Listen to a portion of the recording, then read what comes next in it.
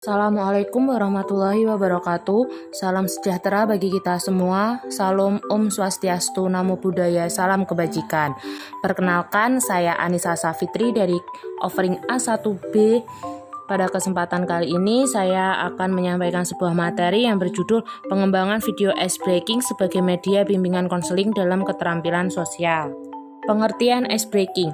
Ice breaking adalah padanan dua kata Inggris yang mengandung makna memecah es. Istilah ini sering dipakai dalam training dengan maksud menghilangkan kebekuan-kebekuan di antara peserta latihan, sehingga mereka saling mengenal, mengerti, dan bisa saling berinteraksi dengan baik antara satu dengan yang lainnya.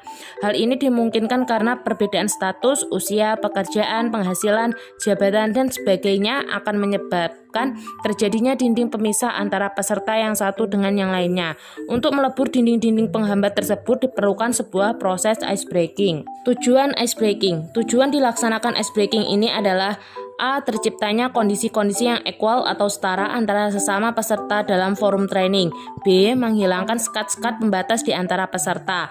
C. Terciptanya kondisi yang dinamis di antara peserta. D. Menimbulkan kegairahan atau motivasi antara sesama peserta untuk melakukan aktivitas selama training berlangsung.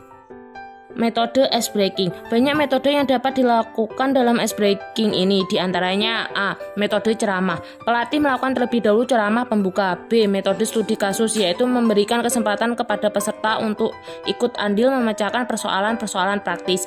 C. Metode simulasi dan permainan. Metode ini merupakan metode yang paling mudah dilakukan. Pelatih mempersiapkan beberapa permainan yang bertujuan untuk memecah kebekuan atau ice breaking games di antara peserta. Hal-hal yang perlu diperhatikan saat ice breaking. 1. Seorang pelatih haruslah mempunyai naluri atau feeling khusus yang kuat ketika melakukan proses ice breaking. Ia harus tahu saat peserta sudah lebur atau belum dan masih harus dileburkan. Ketika peserta belum lebur namun ice breaking sudah dihentikan, hal ini akan menyusahkan sewaktu penyajian materi berikutnya. 2. Saat melakukan ice breaking, seorang pelatih harus sudah dapat mendeteksi atau minimal beberapa orang dari peserta sudah masuk dalam memorinya tentang potensi awal, sikap, sifat, dan karakteristik spesial seorang peserta. 3. Waktu yang disediakan untuk melakukan ice breaking sangat kondisional tergantung kepada tingkat keleburan peserta. 4. Menimbulkan kesan positif. Seorang pelatih haruslah dipandang oleh peserta dalam pandangan yang positif, baik dari segi pendapat, sikap, sifat, dan interaksinya dengan peserta, karena tidak menutup kemungkinan nanti seorang pelatih akan menjadi tempat curhat paling dipercaya bagi peserta yang mengalami persoalan-persoalan khusus. Varian ice breaking. Varian ice breaker di sini dibagi dalam dua macam varian, ice breaker tanpa media dan ice breaker dengan media. Ice breaker tanpa media dapat diartikan permainan pendinginan otak dengan tidak menggunakan media di luar anggota tubuh. Sedangkan ice breaker dengan media dapat menggunakan media apa saja sehingga permainan lebih hidup. Contoh permainan ice breaking. Untuk mengurangi rasa jenuh para siswa saat kegiatan belajar berlangsung, terkadang juga para guru mengajak para siswa mengadakan permainan, akan tetapi tidak meninggalkan materi pelajaran yang akan disampaikan. Permainan dalam ruang sering disebut dengan ice breaking. Berikut ini beberapa contoh dari permainan ice breaking dalam pembelajaran yang bisa dilakukan para guru dengan siswanya. 1. Memberi salam, di mana para siswa akan diajak berkonsentrasi, di mana guru akan memberi salam pada siswanya dengan cara menepuk bahu dan siswa yang lainnya menegur yang lain.